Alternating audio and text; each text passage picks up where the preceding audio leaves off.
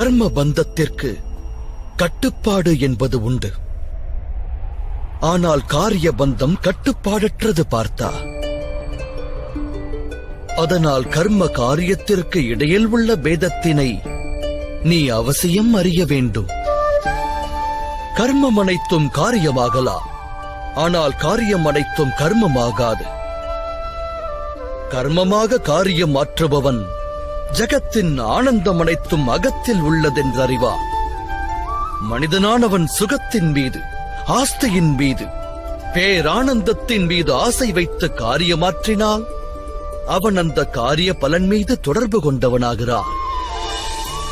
எப்போது ஒரு கர்மம் பலன் ஆசையால் ஆற்றப்படுகிறதோ அதை சகாம கர்மயோகம் என்று கூறுவர். எப்போது ஒரு கர்மமானது பலன் மீது ஆசை கொள்ளாது ஆற்றப்படுகிறதோ அதை நிஷ்காம கர்மயோகம் என்பர்.